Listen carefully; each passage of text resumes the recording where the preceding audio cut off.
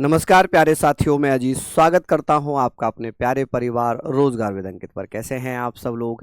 आशा है बहुत बढ़िया होंगे, स्वस्थ होंगे। हम लोग बात करेंगे संसदीय प्रक्रिया की। पॉलिटी हमारा चल रहा है और इसमें हम पार्लियामेंट्री प्रोसेस के बारे में बात करेंगे। लेकिन आपको मैं ये कहना चाहूँगा कि भारत के ऊपर जो एक हमला हुआ था पहलगांव, जो आतंकवादी या ये कह सकते हैं राक्षसों का हमला था, उसका बदला भारतीय सेना के द्वारा लिया गया है। हालांकि 9 आतंकवादी ठिकानों पर हमला किया गया, जिसमें लगभग ये बताया जा रहा है कि 100 के आसपास जो राक्षस थे वो मारे गए हैं, आतंकवादी मारे गए हैं और इनकी संख्या अभी और भी बढ़ सकती है। तो आप लोगों के लिए, हमारे लिए, पूरे भारत के लिए खुशी का पल है कि कम से कम हमने उनका, अपने शहीदों का बदला तो लिया।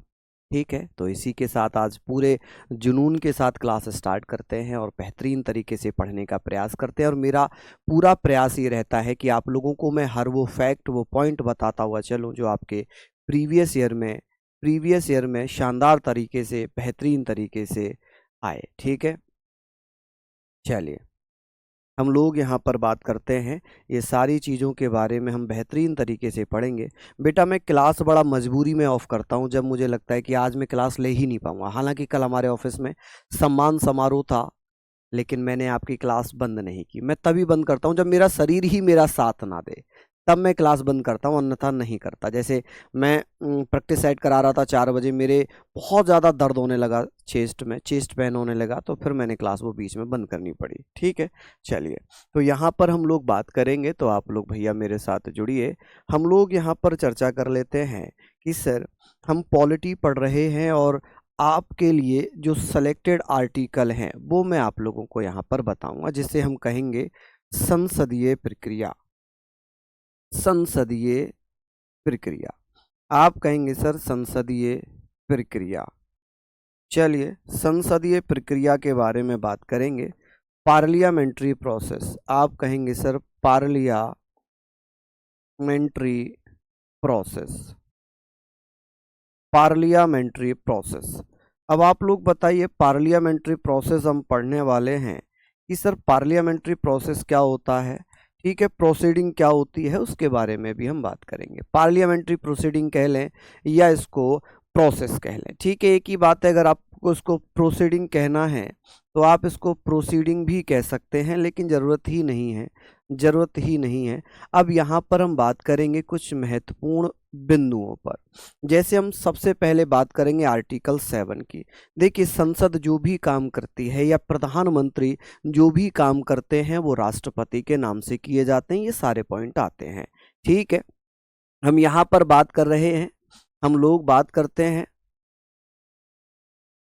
चलिए, अब बात ये आती है कि सर जो एक आर्टिकल है, आर्टिकल 77, हम उसके बारे में बात करेंगे। तो हम बात करेंगे सर, हम यहाँ पर सारी चीज़ों के बारे में बात करेंगे। बिल्कुल निखिल, मैं बिल्कुल भैया आपका इंतज़ार करूँगा। देखिए, यहाँ पर एक आर्टिकल है 77 और 77 की बात मैं कर रहा हूँ। तो यहाँ हम लोग पढ़ेंगे सर, इसमें क्या दिया हुआ है। इसमें दिया हुआ है कि जो भारत सरकार के सभी कार्य, यहाँ पर मैं आपको लिख सकता हूँ कि भारत सरकार के सभी कार्य, भारत सरकार के सभी कार्य, ठीक है, सभी कार्य, जितने भी कार्य होंगे, कार्य किसके नाम से किए जाएंगे? ऑल वर्क, ऑल फंक्शंस लिखना, वर्क मत लिखना, इसको फंक्शंस लिखना। और functions, functions of government of India, government of India, आप कहेंगे सर गवर्नमेंट ऑफ इंडिया। ठीक है, ये जो भी जितने भी कार्य होंगे गवर्नमेंट ऑफ इंडिया, तो आप लोग मुझे बताइएगा इंडिया।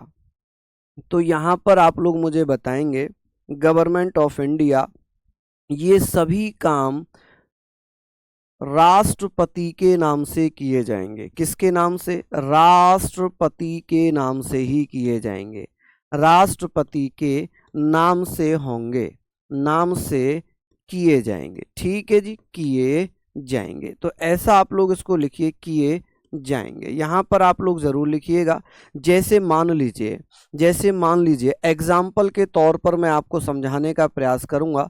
जैसे रात हमला किया है भारत ने, जो भारत ने अटैक किया है, क्या ये प्रधानमंत्री से के द्वारा करवाया गया है? नहीं, प्रधानमंत्री ने पहले राष्ट्रपति को सूचना दी होगी कि हम ऐसे ऐसे 9 ठिकानों पर हमला करने जा रहे हैं। राष्ट्रपति को भारत सरकार के हर कार्य की जानकारी होती है। ठीक है, चलिए, तो ये सारी चीजें हमने पढ़नी। ये मैंने अभी कहाँ पढ़ाया, आपने कब पढ़ लिया? मैंने कभी नहीं पढ़ाया, मैंने अभी पढ़ाया है। ठीक है, आप कहेंगे सर यहाँ पर जैसे कि किसी देश के साथ युद्ध करना, किसी देश से युद्ध करना, क्या करना? किसी देश से युद्ध करना, वॉर करना। ठीक है, क्या करना? वॉर करना। किसी से संधि करना, जैसे कि सिंधु जल समझौता है, संधि, ट्रीटी है। ठीक है, सिंधु जल संधि थी, ट्रीटी है, इसको हमने तोड़ दिया। क्या प्रधानमंत्री ने अपने फैसले से तोड़ दिया होगा? नहीं, राष्ट्रपति को इसकी सूचना दी गई होगी, राष्ट्रपति के नाम पर ही वो संधि को तोड़ा गया होगा। ठीक है, चलिए, बहुत बढ़िया। हम लोग यहाँ पर बात करेंगे, संधि हो गई, युद्ध हुआ, समझौता हुआ, कॉम्प्रोमाइज हुआ, ये सारी चीजें राष्ट्रपति के नाम से ही की जाती हैं। एक आर्टिकल है यहाँ पर, आर्टिकल 78। 78 का क्या मतलब है? इसमें लिखा है कि प्रधानमंत्री जो भी संसद की कार्यवाही हो रही है, प्रधानमंत्री का कर्तव्य है कि वह उनकी सूचना राष्ट्रपति को देंगे। क्या कहेंगे सर? राष्ट्रपति को देंगे। चलिए, ये पढ़ा दिया मैंने, कब पढ़ा दिया? संसदीय प्रक्रिया मैंने कब पढ़ा दिया, बताइए। देखना भाई, ये मैंने कब पढ़ा दिया? एक बार मुझे पीडीएफ दिखाएं, एक बार पीडीएफ दिखाएं। चलिए, अभी यहाँ पर हम बात कर रहे हैं सारी चीजें कि सर इसमें प्रधानमंत्री, प्राइम मिनिस्टर के कर्तव्य। आप कहेंगे सर प्रधानमंत्री के कर्तव्य, आप लोग कहेंगे सर क्या हो जाएगा? आप कहेंगे प्रधानमंत्री के कर्तव्य। अगर मैंने बता दिए हैं तो कोई बात नहीं, प्रधानमंत्री के कर्तव्य। एक बार रिवीजन में ही लिख लीजिए भले ही, कर्तव्य। ठीक है, आप कहेंगे sir duties of PM, duties of prime minister, कि भैया प्रधानमंत्री का कर्तव्य है, प्राइम मिनिस्टर, कि जितने भी काम होंगे प्राइम मिनिस्टर, इनकी सूचना, कि भैया सूचना राष्ट्रपति को देना। यानी कि जो भी कार्य प्रधानमंत्री कर रहे हैं उन कार्यों की सूचना राष्ट्रपति को देना। किसको? राष्ट्रपति को देना। ये सब संसदीय प्रक्रिया में ही आता है। चलिए, अब बात आती है आर्टिकल 85। ये हमने पढ़ लिया यहाँ तक। किसी को कोई आपत्ति हुई क्या? किसी को कोई समस्या हुई क्या? चलिए आगे बात करते हैं। हाँ जी, हाँ जी, एक बार पीडीएफ देखना भाई, राष्ट्रपति में मैंने क्या क्या पढ़ाया है। चलिए एक बार भैया बता दीजिए, अगर मैंने पढ़ा दिया तो कोई बात नहीं, कोई बात नहीं। चलिए ठीक है, कोई बात नहीं, छोड़िए, मैंने करा दिया है तो कोई बात नहीं, रिवीजन आपका हुआ होगा। अब बात आती है सर यहाँ पर राष्ट्रपति वाली जो क्लास हुई थी ना, लास्ट वाली, वो देखना, राष्ट्रपति की सेकंड क्लास, उसमें मैंने क्या क्या लिखवाया है। चलिए यहाँ पर हम बात कर रहे हैं आर्टिकल 85 की। क्या ये भी मैंने बता दिया? बताइए। 77 बता दिया था? चलिए कोई बात नहीं, कोई बात नहीं। चलिए, हाँ जी, बहुत बढ़िया, यहाँ तक हमने पढ़ ही लिया है। ठीक है, चलिए, बहुत बढ़िया, बहुत बढ़िया, शानदार। हम बात करते हैं कि सर ये सारी चीजें आर्टिकल 88 में मैंने बताया प्रधानमंत्री के कर्तव्य, मतलब कार्यों की सूचना राष्ट्रपति को देना। किसको देना? आप कहेंगे सर राष्ट्रपति को देना। आप मुझे बताना, राष्ट्रपति को देना। हाँ, राष्ट्रपति की सेकंड क्लास कहाँ लिखवाया है मैंने? दिखाना जरा बच्चों, अगर मैंने लिखवा दिया है वैसे तो 66। ओके, उपराष्ट्रपति है ये, आप उपराष्ट्रपति देख रहे हो, राष्ट्रपति की सेकंड क्लास देखो। चलिए कोई बात नहीं, आगे बात कर लेते हैं। इसमें हम पढ़ेंगे क्या, इसमें लिखा है राष्ट्रपति क्या करेगा भैया, ये भी मैं इसमें बता रहा हूं, कोई बात नहीं, अगर द्वारा भी हो रहा है तो कोई बात नहीं। राष्ट्रपति पीएम की सलाह पर क्या कर सकता है? आप कहेंगे सर पीएम की सलाह पर क्या करेगा जी? पीएम की सलाह पर क्या करेगा बताएं जरा। राष्ट्रपति पीएम की सलाह पर लोकसभा भंग कर सकता है। क्या कर सकता है? लोकसभा भंग कर सकता है। भंग मतलब डिसॉल्व कर सकता है। भंग मतलब डिसॉल्व कर सकता है। डिसॉल्व कर सकता है। ठीक है, डिसॉल्व कर सकता है। ठीक है, लोकसभा का सत्र बुला सकता है। सत्र आहूत कर सकता है। सत्र मतलब सेशन। सत्र मतलब सेशन बुला सकता है। ठीक है, बुला सकता है। चलिए, बुला सकता है। बुला सकता है। सत्र का सत्र यानी कि सेशन को, सेशन का सत्र को सत्रावसान कर सकता है। सत्रावसान का मतलब है कि स्थगित कर सकता है। सत्रावसान यानी कि उसको स्थगित कर सकता है। स्थगित, आप कहेंगे सर उसको स्थगित कर सकता है। ठीक है जी, स्थगित कर सकता है। ठीक है, कर सकता है, ये अधिकार भैया उसको मिला हुआ है। चलिए, यहां तक हमने पढ़ लिया। ठीक है, यहां तक हमने सारी चीजें पढ़ ली। अब आगे बात करेंगे। अब आगे सर राष्ट्र कार्य में राष्ट्रपति मजबूत माने जाएंगे, प्रधानमंत्री मजबूत माने जाएंगे, प्रधानमंत्री ही मजबूत माने जाएंगे। ठीक है, अच्छा 85 86 87 करा दिए मैंने, क्या करा दिए हैं? करा दिए ना? चलिए दिखा दीजिए एक बार। अच्छा अच्छा अच्छा अच्छा, चलिए चलिए, कोई बात नहीं, ओके ओके, ये हो गए हैं। चलिए, तो अभी हम लोग ये पढ़ लिए। ठीक है, 87 भी पढ़ा दिया, 86 भी पढ़ा दिया। चलिए, तो अभी हम लोग बात कर लेते हैं। जब ये सारे ही हमने कर लिए हैं, अब हम बात करेंगे सर, अब हम लोग बात करते हैं, अब हम बात करते हैं आर्टिकल 98 की, कि सर अनुच्छेद 88 क्या कहता है, सॉरी 98, 98 क्या कहता है कि सर यहाँ पर प्रोसीडिंग भैया कह सकते हैं, इसको प्रोसीडिंग भी कह सकते हैं, प्रोसीडिंग। ठीक है, अब बच्चा कह रहा है सर आपने वहाँ प्रोसीडिंग लिखवाया था, यहाँ पर आप प्रोसेस लिखवा रहे हैं, तो इसमें कोई बहुत बड़ा इशू तो था नहीं। मैंने बोला भी था आपको कि इसको प्रोसीडिंग भी लिख लीजिए, आप लोग प्रोसीडिंग भी लिख लीजिए, पार्लियामेंट्री प्रोसीडिंग लिख लीजिए, उसमें क्या ही फर्क पड़ेगा। चलिए, अब हम लोग यहाँ पर बात करेंगे, हम लोग यहाँ पर बात करेंगे, तो ये आप लोग लिखिएगा कि सर आर्टिकल है जी 98, क्योंकि ये बहुत महत्वपूर्ण आर्टिकल्स हैं जो आपके संसदीय प्रक्रिया में आते हैं। अब आपके मन में एक डाउट आ रहा होगा 78 नहीं हुआ था, 87 तक हुआ था। ठीक है, ओके ओके ओके, आपकी बात मैंने मान ली।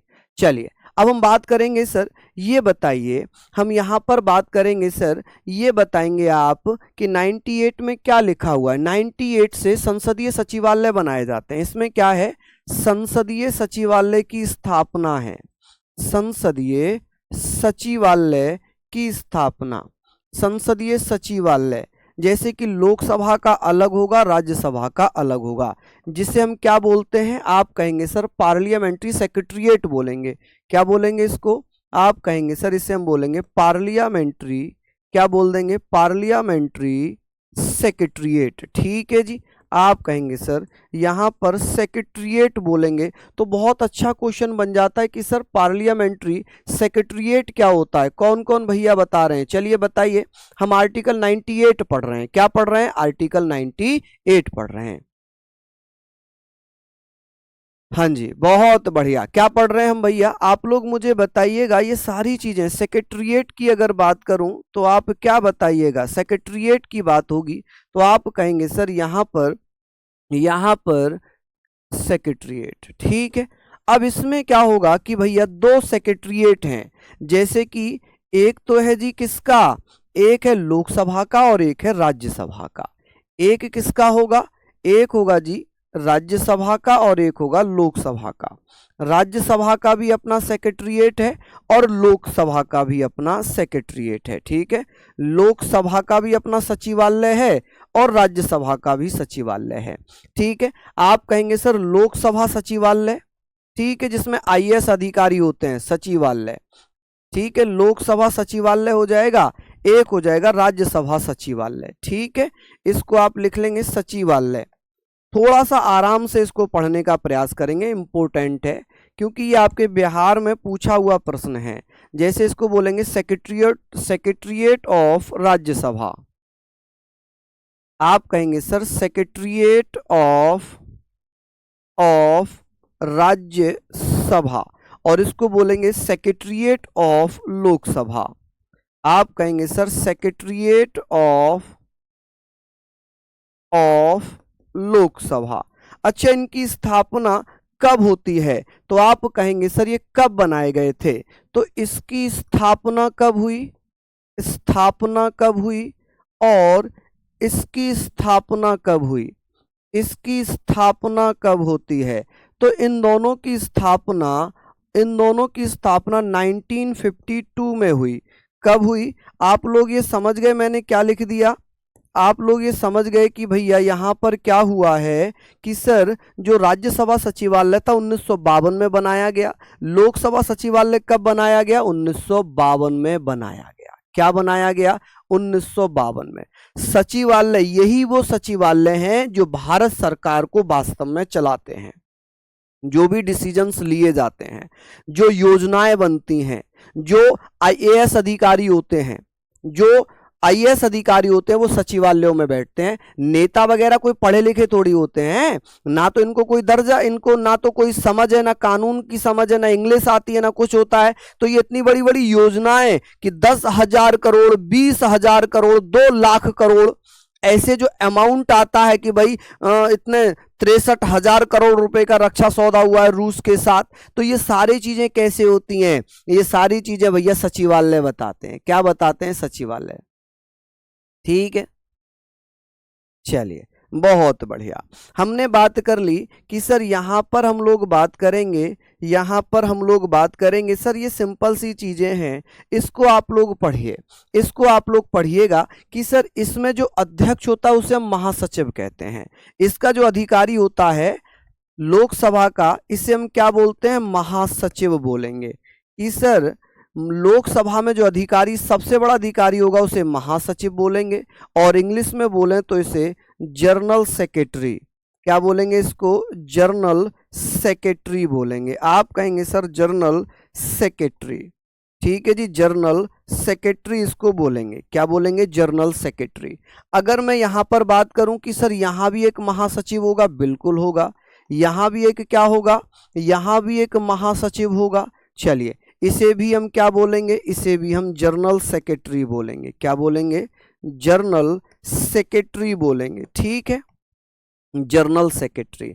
अब बात आती है कि सर इसकी नियुक्ति कौन करेगा? तो आप कहेंगे सर ये जो महासचिव है लोकसभा में, इसकी नियुक्ति किसके द्वारा की जाएगी? आप कहेंगे सर इसकी नियुक्ति अपॉइंटमेंट कौन करेगा? नियुक्ति यानी कि अपॉइंटमेंट किसके द्वारा की जाएगी? अपॉइंटमेंट कौन करेगा? तो भैया देखिए लोकसभा अध्यक्ष करेगा। कौन करेगा? लोकसभा अध्यक्ष करेगा। नहीं नहीं, सुप्रीम कोर्ट हाई कोर्ट अलग होते हैं। ठीक है, वो न्यायपालिका का हिस्सा है, ये संसदीय प्रक्रिया का हिस्सा है। चलिए हमने क्या पढ़ा? लोकसभा सचिवालय का जो सबसे बड़ा अधिकारी होता है वो महासचिव होता है। ठीक है, महासचिव की नियुक्ति किसके द्वारा की जाती है? स्पीकर के द्वारा की जाती है। किसके द्वारा? स्पीकर द्वारा। और स्पीकर को हम लोकसभा अध्यक्ष कहते हैं। क्या कहते हैं? लोकसभा अध्यक्ष। और ये जो राज्यसभा का महासचिव है इसकी नियुक्ति कौन करेगा? तो आप कहेंगे सर सभापति द्वारा इसे नियुक्त किया जाएगा। कि भैया इसकी नियुक्ति कौन करता है? तो इसकी नियुक्ति करते हैं सभापति यानी कि उपराष्ट्रपति, सभापति द्वारा। ठीक है, चेयरमैन द्वारा, चेयरमैन के द्वारा। ठीक है, चेयरमैन द्वारा। तो आप कहेंगे सर सभापति द्वारा राज्यसभा महासचिव की नियुक्ति की जाती है, जबकि लोकसभा महासचिव की नियुक्ति लोकसभा अध्यक्ष यानी कि स्पीकर के द्वारा की जाती है। अब बात आती है कि भैया जो महासचिव हैं, ये महासचिव और ये महासचिव, इन्हें दर्जा किसके बराबर दिया हुआ है? इन्हें किसके बराबर दर्जा दिया हुआ है? तो आप कहेंगे सर इसको और इसको जो दर्जा मिला हुआ है ना, चाहे वो लोकसभा का महासचिव हो, चाहे वो राज्यसभा का महासचिव हो, इन्हें कैबिनेट सचिव के बराबर दर्जा दिया गया है। तो आप कहेंगे सर इन्हें 1990 में कैबिनेट सचिव का दर्जा दिया गया है। किसका? कैबिनेट सचिव का दर्जा दिया गया है। कैबिनेट सचिव बहुत बड़ा पद होता है, आईएएस अधिकारी बनता है कैबिनेट सचिव, यानी कि कैबिनेट सेक्रेटरी जिसको हम कह सकते हैं। क्या कहते हैं? Cabinet secretary. चलिए, आप कहेंगे सर कैबिनेट सेक्रेटरी हम लोगों ने यहाँ पर पढ़ लिया कि सर कैबिनेट सेक्रेटरी का दर्जा कब मिला है, तो भैया आप कहेंगे का दर्जा कब दिया गया, तो 1990 में इन्हें कैबिनेट सेक्रेटरी का दर्जा दिया गया, जो सबसे बड़ा पद माना जाता है सिविल में। ठीक है कि भैया भारत में सिविल पद सबसे बड़ा कौन सा होगा, तो आप कहेंगे कैबिनेट सचिव होगा। और सबसे बड़ा कानूनी पद यानी कि भारत का सबसे बड़ा विधिक अधिकारी किसे कहते हैं? महान्यायवादी को, जो एक अलग चैप्टर है आर्टिकल 76 में। ठीक है, चलिए यहाँ तक आप लोग मुझे बताइए ये चीजें आपको समझ में आई। मैं दोबारा समझाने का प्रयास करूंगा कि सर अनुच्छेद 98 में 98 में संसदीय सचिवालय है, जिसमें 2 सचिवालयों की बात हुई है, एक तो लोकसभा सचिवालय और एक राज्यसभा सचिवालय। इन दोनों सचिवालयों की स्थापना 1952 में की गई थी। Secretariat of Lok Sabha, secretariat of Rajya Sabha. Lok Sabha सचिवालय का एक अध्यक्ष होता है या एक अधिकारी होता है जिसे महासचिव कहते हैं, जनरल सेक्रेटरी कहते हैं। वैसे ही राज्यसभा में भी एक महासचिव होता है। लोकसभा में महासचिव की नियुक्ति लोकसभा अध्यक्ष स्पीकर करते हैं, राज्यसभा में महासचिव की नियुक्ति सभापति करते हैं। इन दोनों महासचिवों को 1990 में कैबिनेट सचिव का दर्जा दिया गया। क्या किया गया? कैबिनेट सचिव का दर्जा दिया गया। ठीक है, चलिए देखिए एक बच्चा है रोहित कुमार, मैं आपसे यही कहूंगा केवल कमेंट करने से समझ नहीं आएगा, समझने के लिए मेहनत करनी पड़ेगी। और मैं फर्स्ट डे से देखता आ रहा हूं आपका एक ही कमेंट होता है, एक ही कमेंट होता है, तो इस कमेंट को आगे पीछे भी थोड़ा सा नया चेंज कर लो, अच्छा लगेगा। क्योंकि पढ़ना तो है ही नहीं, पढ़ना तो है ही नहीं। अगर पढ़ने वाला बच्चा होगा तो ये कमेंट थोड़ी करेगा, उसके पास इतना टाइम थोड़ी होगा कि वो कमेंट में ही लिखा रहेगा, कमेंट में ही लिखता रहेगा। कमेंट लिखने में भी तो टाइम लगता है, फिर आप ये समझ ही कहाँ रहे होगे, कहाँ लिख पा रहे होगे। चलिए इसको आप लोग प्लीज लिख लीजिए। तो मेरी रिक्वेस्ट है मेरे भाई रोहित, प्लीज इस समय को बर्बाद मत करो, ये समय बड़ा अच्छा है। इस समय को अगर आपने अभी बर्बाद कर दिया तो बड़ा दिक्कत हो जाएगी आने वाले टाइम में। आप अपने माँ बाप के उम्मीद हैं, अपने माँ बाप की उम्मीद को इस तरीके से बर्बाद ना होने दो, इस तरीके से बर्बाद ना होने दो। ठीक है जी, चलिए यहां पर आपने लिख लिया। चलिए आई होप आपने ये सारी चीजें लिख ली। चलिए बहुत बढ़िया। देखिए दिनेश कुमार कह रहे हैं सर मस्त क्लास है। बिल्कुल सर कितने साल के आईएएस? देखिए शिवम तिवारी बिल्कुल अच्छा क्वेश्चन है। मुझे लगता है कि लगभग 15-16 साल के बाद जो आईएएस अधिकारी हैं वो 15-16 साल के बाद तो भैया वो कैबिनेट में अधिकारी बनाए जाते हैं। और फिर उसके बाद जो सबसे सीनियर अधिकारी होता है कैबिनेट में उसे महासचिव बना देते हैं। उसे क्या बना देते हैं? महासचिव बना देते हैं। चलिए बहुत बढ़िया, यहां पर आप लोग लिख सकते हैं। चलिए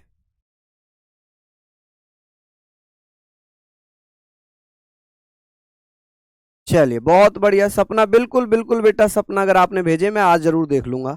चलिए यहां तक आप लोगों ने लिख लिए, बहुत शानदार शानदार लाजवाब। तो ये सारी चीजें, अच्छा दीपा धन्यवाद। चलिए बहुत बढ़िया, यहां तक आपने पढ़ लिया। अब हम बात करते हैं नेक्स्ट, एक आर्टिकल है आर्टिकल 99। आर्टिकल 99 में क्या लिखा हुआ है? इसमें लिखा हुआ है कि जो संसद सदस्य होंगे, संसद सदस्यों को राष्ट्रपति के द्वारा शपथ दिलाई जाएगी कि सर संसद सदस्य, चलिए बताइए रोहित संसद सदस्य किसे कहते हैं? चलिए संसद सदस्य किसे कहते हैं बताइए, क्योंकि पढ़ा तो मैं काफी दिन से रहा हूं तो आपको पता होना चाहिए। आप कहेंगे संसद सदस्य, मेंबर ऑफ पार्लियामेंट। क्या कहा जाता है इन्हें? Member of parliament. ठीक है, पार्लियामेंट। तो आप कहेंगे सर मेंबर ऑफ पार्लियामेंट। चलिए बताइए, आज इनका मिशन सफल हुआ नाम लेने का, है ना? ये सोचूंगा मैं तो कितने दिन से नाम कमेंट कर रहा था, नाम मेरा आज लिया गया है। चलिए हमने यहाँ पर बात कर ली संसद सदस्यों को राष्ट्रपति द्वारा शपथ दिलाई जाती है। क्या दिलाई जाती है? शपथ राष्ट्रपति द्वारा शपथ दिलाई जाती है। शपथ का मतलब होता है ओथ, कि भैया वो संसद सदस्य के रूप में शपथ लेते हैं। ठीक है, ओथ। चलिए अब यहां पर बात करेंगे, यदि कोई सदस्य जो लोकसभा का चुनाव जीत कर आया है, राज्यसभा का चुनाव जीत कर आया है, चलिए बिल्कुल बिल्कुल, हाँ जी रुपेश कह रहे हैं, बहुत बढ़िया मोनिका, बहुत बढ़िया मोनिका बंसल, बहुत गजब। क्योंकि उसको आता ही नहीं है, वो बताएगा कैसे, उसको तो कमेंट ही करना आता है बस। चलिए तो यहां पर हमने लिख लिया सांसद कहते हैं, क्या कहते हैं, सांसद कहते हैं। चलिए तो आप समझ गए होंगे संसद सदस्यों को सांसद कहा जाता है, लोकसभा राज्यसभा के सदस्यों को सांसद कहा जाता है। चलिए यहां तक हम लोग बात करेंगे। चलिए हम लोगों ने यहां पर हम बात कर रहे हैं, चलिए हाँ जी बहुत बढ़िया शानदार। अब बात ये आती है, हम यहाँ पर बात कर रहे हैं, उम्मीद है आप लोग समझ गए होंगे कि सर राष्ट्रपति द्वारा शपथ। अब ये सारी चीजें हमने पढ़ ली कि यदि कोई सदस्य जो चुनाव जीत कर आया और उसने शपथ ग्रहण नहीं करी तो वो लोकसभा में नहीं बैठ सकता, वो राज्यसभा में नहीं बैठ सकता, वो सदन की कार्यवाहियों में हिस्सा नहीं ले सकता जब तक वो संसद सदस्य के रूप में शपथ ग्रहण ना कर ले। चलिए बात आती है जी अनुच्छेद 108, अनुच्छेद 108 कि सर अनुच्छेद 108 में क्या दिया हुआ है। आप कहेंगे जब संसद के दोनों सदन ना चल रहे हो, संसद का एक सदन ना चल रहा हो, ऐसी स्थिति में राष्ट्रपति के द्वारा एक संयुक्त अधिवेशन बुलाया जाता है, जॉइंट सेशन बुलाया जाता है। ठीक है, क्या बुलाया जाता है, जॉइंट सेशन बुलाया जाता है।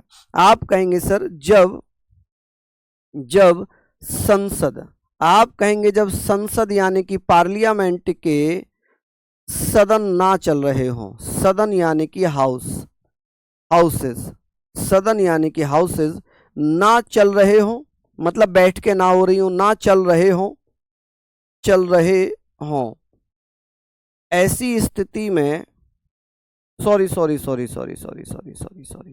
संसद के सदन में या सदनों में या संसद के द्वारा, माफी चाहूंगा, संसद के द्वारा किसी साधारण विधेयक को लेकर, माफी चाहूंगा इसको ऐसे लिखना, संसद के द्वारा किसी साधारण विधेयक को लेकर मतभेद हो, साधारण विधेयक को लेकर, ठीक है, ऑर्डिनरी बिल को लेकर, किसको लेकर, साधारण विधेयक यानी कि ऑर्डिनरी बिल।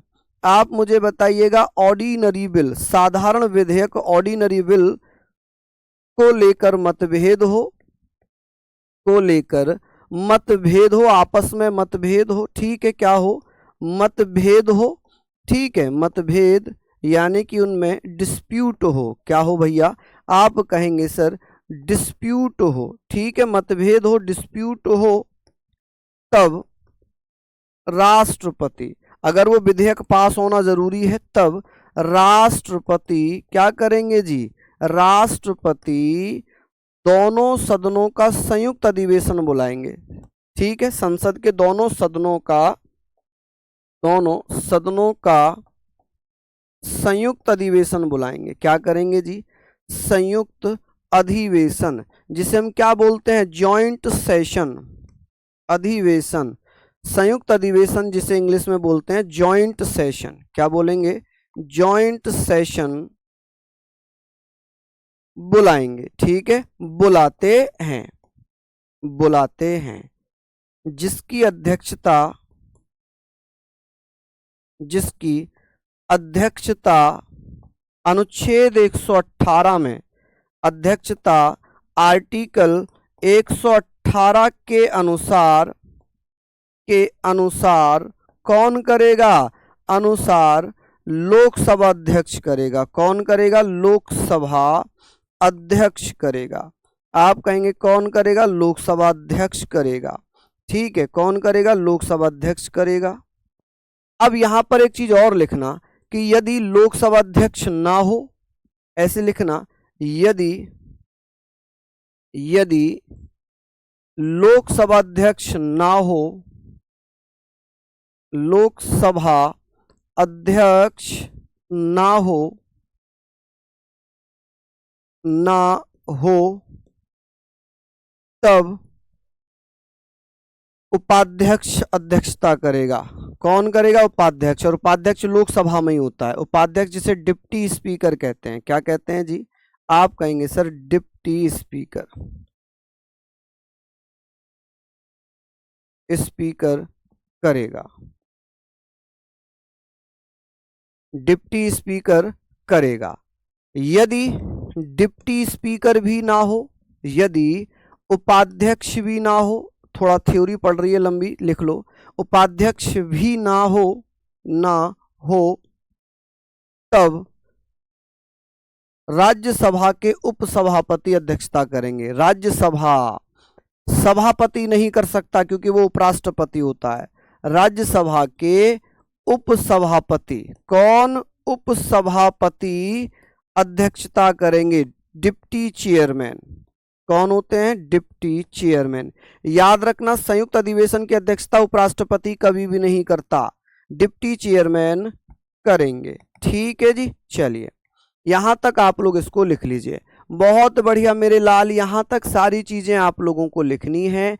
ये आप लोग मुझे बताइए। और ये जो प्रावधान है ना अध्यक्षता का, ये 18 का क्लोज है 3, 18 के क्लोज 3 में ज्वाइंट सेशन की अध्यक्षता करते हैं। ठीक है,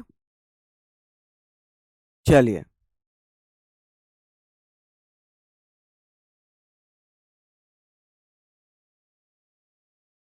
चलिए, बहुत बढ़िया, बहुत शानदार। हाँ जी, बहुत बढ़िया। ये सारी चीजें आप लोग यहाँ पर लिख लीजिए, बहुत शानदार। अब ये बताइए कि अब तक अनुच्छेद 8 के तहत कितनी बार ज्वाइंट सेशन बुलाया गया है? आप कहेंगे सर अब तक 3 बार संयुक्त अधिवेशन बुलाया गया है। कितनी बार?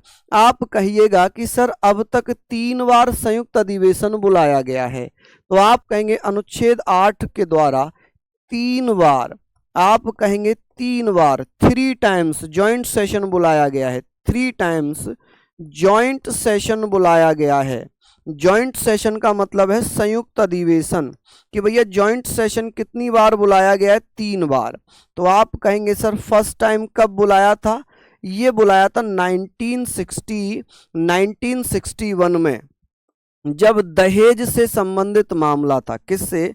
दहेज से संबंधित विधेयक को लेकर, दहेज से संबंधित या दहेज संबंधी या दहेज से संबंधित विधेयक पर। ठीक है जी, विधेयक पर इसको बुलाया गया है। ठीक है, दूसरा इसे कब बुलाया गया था?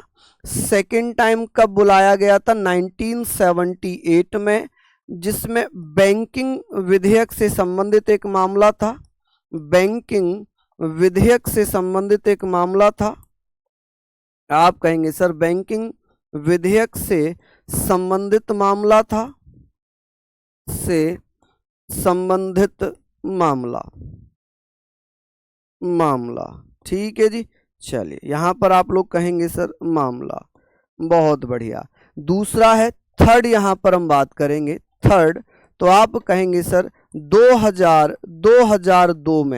2002 में जब भैया आतंकवाद से संबंधित मामला था, आतंकवाद से संबंधित विधेयक पर, आतंकवाद से संबंधित विधेयक पर, संबंधित मामले पर भैया क्या बुलाया गया था? मामले पर। यानी कि 3 बार अब तक संयुक्त अधिवेशन बुलाया गया है। कितनी बार?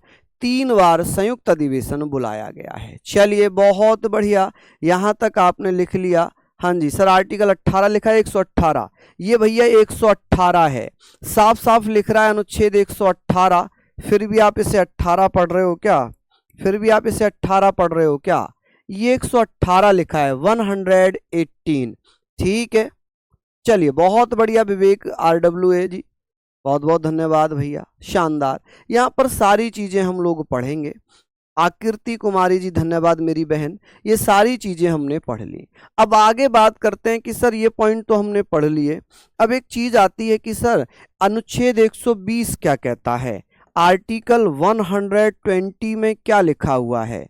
अनुच्छेद 120 क्या कहता है? इसमें लिखा है कि संसद में प्रयोग की जाने वाली भाषा, संसद में प्रयोग की जाने वाली भाषा, संसद में प्रयोग की जाने वाली भाषा, प्रयोग की जाने वाली भाषा, भाषा, ठीक है। लैंग्वेज कौन सी होगी जी? आप कहेंगे सर कौन सी अंग्रेजी, इंग्लिश और हिंदी का प्रयोग किया जाएगा? इंग्लिश और हिंदी, इंग्लिश एवं हिंदी। लेकिन ध्यान रखिएगा कि भैया स्पीकर और सभापति से पूछकर सांसद अपनी किसी भी भाषा में भाषण दे सकते हैं, लेकिन अनुच्छेद 120 के अनुसार वो हिंदी या अंग्रेजी में ही अपनी बात बोल सकते हैं, ठीक है। लिखने का टाइम दीजिए, लीजिए जी लिखने का टाइम, लीजिए लिखने का टाइम। चलिए, रानी कुमारी धन्यवाद मेरी बहन, प्रदीप यादव बहुत बहुत धन्यवाद। चलिए, मजा आ रहा है, बिल्कुल ऐसे ही पढ़ते रहिए, बिल्कुल लिखिए दीपू जी, बिल्कुल लिखिए भैया। हाँ जी, बहुत बढ़िया। चलिए, लिख लिया आप लोगों ने, बहुत शानदार। आगे बात करते हैं, आगे बात करते हैं। यहां पर हमने पढ़ा अनुच्छेद 121। इसमें क्या लिखा है? इसमें लिखा हुआ है कि संसद में न्यायाधीशों के कर्तव्यों को लेकर कोई चर्चा नहीं की जाएगी। यहां पर लिखा हुआ है संसद में न्यायाधीशों के, जजेस के,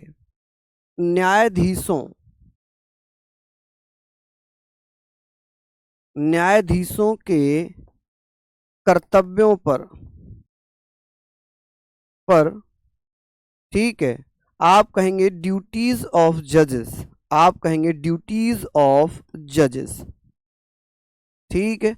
जजेस कर्तव्यों पर, संसद में कर्तव्यों पर कोई चर्चा नहीं होगी, कोई चर्चा यानी कि डिबेट नहीं की जाएगी कि भाई इन जज ने ये फैसला क्यों दिया है, कैसे दिया है, ये सब नहीं होगा, चर्चा नहीं होगी, ठीक है। वो न्यायाधीश, एक जो न्यायपालिका है वो स्वतंत्र न्यायपालिका है, वो किसी के नियंत्रण में नहीं है। तो न्यायाधीश ने जो फैसले दिए, क्या दिए, वो उनका अपना स्वतंत्रता है, वो कानून के अनुसार ही फैसले देंगे। दूसरा, अब यहां पर संसद को लेकर है अनुच्छेद 122। अनुच्छेद 122 में लिखा हुआ है, अनुच्छेद 122 में लिखा है कि सर संसदीय कार्यवाही की जांच जजों के द्वारा नहीं की जाएगी या न्यायालय में उन पर चर्चा नहीं होगी। संसदीय कार्यवाही, संसदीय कार्यवाही, कार्यवाही, ठीक है। संसदीय कार्यवाही, पार्लियामेंट्री प्रोसीडिंग कह लें या वर्किंग ऑफ पार्लियामेंट कह लें, वर्किंग ऑफ पार्लियामेंट या पार्लियामेंट्री वर्किंग भी कह सकते हैं इसको, वर्किंग ऑफ पार्लियामेंट कह लीजिए, ठीक है। वर्किंग ऑफ पार्लियामेंट, पार्लियामेंट, संसदीय कार्यवाही, पार्लियामेंट, ठीक है, की चर्चा यानी कि डिबेट, बहस न्यायालयों में नहीं की जाएगी कि भाई संसद ने ऐसा क्यों किया, डिबेट न्यायालयों में नहीं की जाएगी। दोनों एक दूसरे से आजाद हैं, न्यायालयों में नहीं की जाएगी। न्यायालय मतलब कोर्ट्स, न्यायालय मतलब कोर्ट्स में नहीं की जाएगी, में नहीं की जाएगी, नहीं की जाएगी। आप कहेंगे सर नहीं की जाएगी, तो यहां तक आप लोग लिखिएगा नहीं की जाएगी। चलिए, आगे हम बात कर लेते हैं, यहां तक हमने पढ़ा। नेक्स्ट हम लोग बात कर रहे हैं, इसके बारे में आप समझिए। एक है आर्टिकल 123, इंपोर्टेंट आर्टिकल हैं ये वाले तीनों ही, चारों इनफैक्ट इंपोर्टेंट हैं। जब लोकसभा राज्यसभा ना चल रहा हो, कोई सदन ना चल रहा हो, कोई अधिनियम लाना बहुत जरूरी हो, ऐसी स्थिति में राष्ट्रपति एक अध्यादेश जारी करते हैं। तो आप कहेंगे राष्ट्रपति द्वारा अध्यादेश, राष्ट्रपति द्वारा क्या किया जाएगा? आप कहेंगे राष्ट्रपति द्वारा अध्यादेश दिया जाएगा, अध्यादेश, ठीक है जी। अध्यादेश यानी कि ऑर्डिनेंस, आप कहेंगे सर ऑर्डिनेंस, ऑर्डिनेंस जारी किया जाएगा, जारी किया जाएगा, ठीक है, किया जाएगा। बहुत बढ़िया। तो यहाँ पर हम लोग बात करेंगे और इस अध्यादेश को 6 सप्ताह के अंदर अंदर संसद के द्वारा अनुमोदन मिल जाना चाहिए। क्या हो जाना चाहिए? अनुमोदन मिल जाना चाहिए। ठीक है जी, तो ये सारे पॉइंट हमने यहाँ पर पढ़ लिए। ठीक है, अब आप लोग मुझे बताइए, ये देखिए इसे क्या होगा, आप लोग मुझे बताइएगा, लिख लीजिए पहले, चलिए लिख लीजिए, मैं साइड हूं, लिखिए जल्दी से।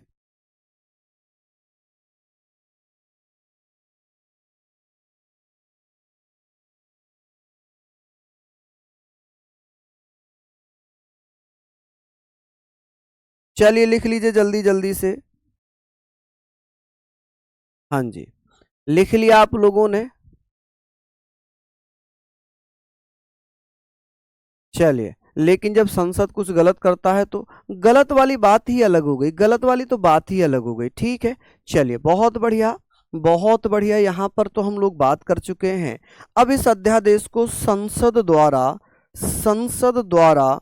6 सप्ताह के अंदर अनुमोदन, 6 सप्ताह के अंदर संसद द्वारा 6 सप्ताह यानी कि भैया 6 सप्ताह यानी कि 6